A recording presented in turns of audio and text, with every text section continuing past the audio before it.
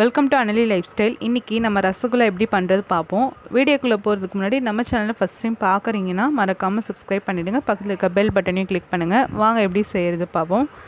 என்னடா நம்ம ரசகுல்லா இந்த கலரில் இருக்கேன்னு நினைக்காதீங்க.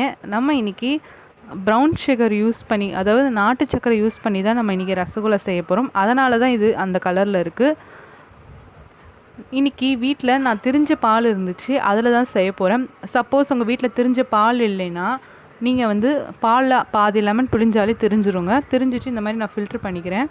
நல்லா ஃபில்ட்ரு பண்ணிவிட்டு ஒரு காட்டன் துணியில் இதை போட்டுக்கோங்க. போட்டு கொஞ்சமாக ஒரு கிளாஸ் தண்ணி ஊற்றிக்கோங்க. ஊற்றிட்டு நல்லா பிழிஞ்சிக்கோங்க. நல்லா தண்ணி ட்ரைன் ஆனோடனே இதை ஒரு காட்டன் கிளாத்லேயே அப்படியே டைட்டாக கட்டி பிழிஞ்சிருங்க. தண்ணி சுத்தமாக இருக்கக்கூடாது. இந்த மாதிரி கட்டி ஒரு 30 மினிட்ஸ் மேலே வெயிட்டு கூட வச்சுருங்க. 30 மினிட்ஸ்க்கு அப்புறம் எப்படி இருக்குன்னு பார்ப்போம். இப்போ 30 மினிட்ஸ் ஆகிடுச்சி. நான் இப்போ இந்த துணியிலேருந்து பாருங்கள் எடுத்து காமிக்கிறேன். சுத்தமாக தண்ணியே இல்லை, ஃபுல்லாக ட்ரையாக இருக்குது. இதை நம்ம ஒரு பிளேட்டுக்கு ட்ரான்ஸ்ஃபர் பண்ணிடலாம். ட்ரான்ஸ்ஃபர் பண்ணிவிட்டு இது ஒரு 5 to 10 மினிட்ஸ் நல்லா கையிலே பிசைஞ்சிக்கோங்க. இது நம்ம சப்பாத்தி மாவு மாதிரி நல்லா பிசைஞ்சிக்கணுங்க. அப்போ தான் நம்மளுக்கு விரிசல் எதுவும் வராமல் நல்லா அழகாக வரும். நான் இந்த மாதிரி நல்லா 5 to 10 மினிட்ஸ் பிசைஞ்சிட்டேன். பாருங்கள், நம்மளுக்கு சப்பாத்தி மாவு பாதம் கிடச்சிருச்சு. எதுவுமே சேர்க்க தேவையில்ல, பிசைஞ்சிட்டே இருந்தால் கரெக்டாக வந்துடுங்க. இதை நம்ம சின்ன சின்ன உருண்டையாக பிடிச்சிக்கலாம்.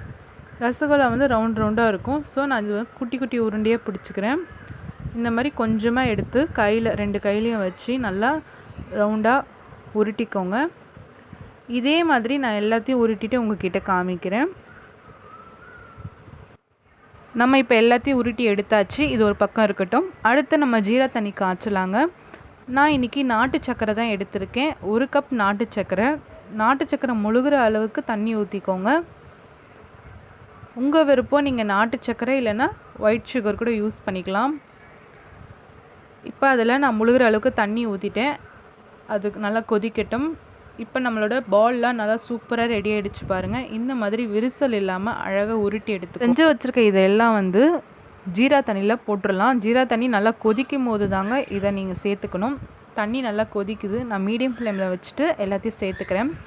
இதில் கொஞ்சமாக ஏலக்காய் தூள் சேர்த்துக்கோங்க.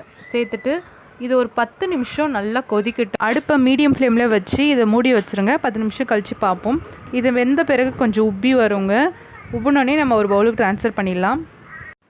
நம்மளுடைய சூப்பரான ஸ்பான்ஜான ரசகுல்லா ரெடி ஆகிடுச்சு. இதை குலோப் ஜாம் மாதிரிலாம் கிடையாதுங்க. இதை நீங்கள் போட்டு கொதிக்க வைக்கும் போதே நல்லா ஜீரா இறங்கிடும். இறங்கினோடனே இதை சுட சுட அப்போவே சாப்பிட்லாம், நோ ப்ராப்ளம். சூடாக வேணும்னா நீங்கள் ஃப்ரிட்ஜில் வச்சுட்டு கூட அப்புறமா எடுத்து கூட சாப்பிட்லாம். நம்மளோட சூப்பரான ரசகுல்லா ரெடி ஆகிடுச்சு. பாருங்கள் எவ்வளோ சாஃப்டாக இருக்குது. நான் ப்ரெஸ் பண்ணி காமிக்கணும். இந்த மாதிரி சாஃப்டாக பஞ்சு போல் நீங்களும் ரசகுல்லா செஞ்சு பாருங்கள். செஞ்சு பார்த்துட்டு எப்படி இருக்குன்னு எனக்கு கமெண்ட் பாக்ஸில் சொல்லுங்கள். ப்ரௌன் சுகர் பிடிக்காதவங்க ஒயிட் சுகர் யூஸ் பண்ணி சுகர் சிரப் ரெடி பண்ணி இந்த மாதிரி ரசகுல்லா செஞ்சுக்கோங்க. பாருங்கள், ஜீராவில் நல்லா ஊறி இருக்குது. இந்த மாதிரி நல்லா ஒரு 10 மினிட்ஸ் கொதிக்க வச்சிங்கன்னா நல்லா ஊறிடும். ஸோ சூப்பரான ரசகுல்லா ரெடி. இந்த ரெசிபி உங்களுக்கு பிடிச்சிருந்தா நம்ம அனலி லைஃப் ஸ்டைலில் லைக் பண்ணுங்கள், ஷேர் பண்ணுங்கள், சப்ஸ்கிரைப் பண்ணுங்கள். தேங்க்ஸ் ஃபார் வாட்சிங். Bye bye.